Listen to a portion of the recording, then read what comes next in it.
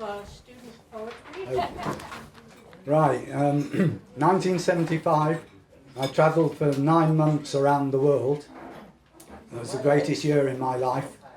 And the other month, a few weeks ago, I found a copy of a poem I'd written at that time, which I'd completely forgotten about.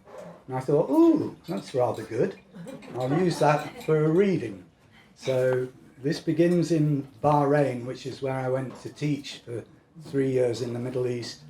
And from Bahrain goes across Afghanistan into India. So I'll read out. Apologies to Julian Holmes. Where is he? Julian? You're the only person who's heard this before, so bear with me if you can for a second time. Okay. The first bit is called Bye Bye Bahrain. Mind games on a jet plane, travelling back to the start again. The beginning of February in downtown Bahrain. A fond farewell to the Persian girl, the mind so free but the heart in a whirl. Her eyes dance goodbye in the Gulf Hotel. 1,001 nights, whose tale I can't tell. Remember Ali and what of Ahmed, those desert parties when Abdul got mad. The faces at the races where the camels fought. Trips in the dhows and the fish never caught. Moonlit banquet on a Persian carpet. Someone spilled the beans. Poor Dave got upset. Drink and dances, shakes and stewardesses, the heat and humidity, those sweaty caresses. The Fridays we spent down at the beach, Saturday hangover having to teach. If you don't know, then call the teacher. Call in what? Asked little Layla. Big-eyed women hurry to school, past Persian smoothies looking so cool, hiding their abbas under the chair, staring at Salah as if they don't care. His robe in a twist, he looks straight ahead, but doesn't listen to what's being said. While in the bazaar the donkeys go slow, Aziz in his Chevrolet's raring to go. Flies on the beggar who sits by the mosque, fingering his filth with intent to accost.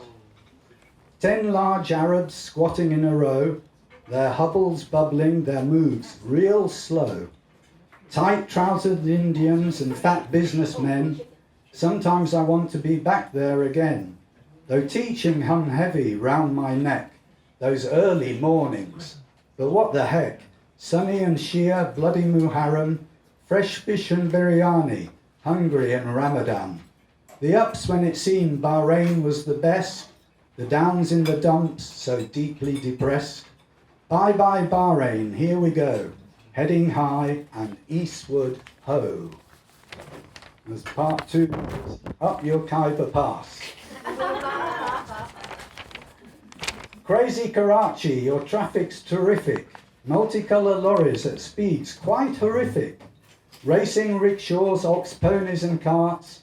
Scooters with hooters, it's not for faint hearts. Surely Islamabad isn't that bad. If I stay longer, you'll drive me quite mad. That 40-hour journey to Afghanistan, thinking and drinking as much as I can. Muslims praying on the train, bottoms up, then heads down again, scooping up rice in their right hands, sitting cross-legged as we cross the sands. Every station's an instant bazaar. Beggars and vendors crowd round from afar. One sings a song, one pours out a tea, one calls you brother at a nominal fee. One cleans your shoes and one cleans the floor. One takes your money, then asks for more. Oh, take me away up the Khyber Pass through muddy Peshawar and its market so vast, past gun-toting Pathans kicking their mules, wrapped up in blankets, romantic and cruel. Carefree Kabul, your snow soft and still, dotted white lights on the dotted white hill. 3 pairs of socks, but my toes still froze. A blanket, a beret, and a cold red nose. Sitting in ciggies, playing chess. Free tea, hot stove, comparing where's best. Is Kashmir good, and what of Nepal? No, surely Goa's the best of them all. And what of the dope? Where's the best shit? Where to turn on to the ultimate hit? Who's the coolest? Who wears the best clothes? And who can smoke chillums holding their nose? I've hit the trail, hippies by the score. Travelling's cool and I'm a tourist, no more. The food is fine, the hostel's real nice, but I just can't stay here with feet of ice. So it's bus to Pindi and on to Lahore, pestered by a Paki who's such a bore. Such a bore I can't even turn over the page. Excuse me, sir, but I'm thinking you're not British, because you see you're not talking Queen's English. Church vies with mosque for boys' boarding schools, while long-veiled women keep to Muslim rules. Traffic's on the left, the price is never right. It's straightway doubled if they see you are white. So on to the border, new sensations, for India's lure brings high expectations. And the third part, which I'm not going to read now, is called India Scribable. Thank you very much.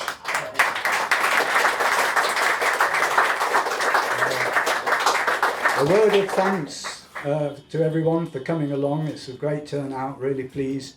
And thanks to Rebecca for the organising this event.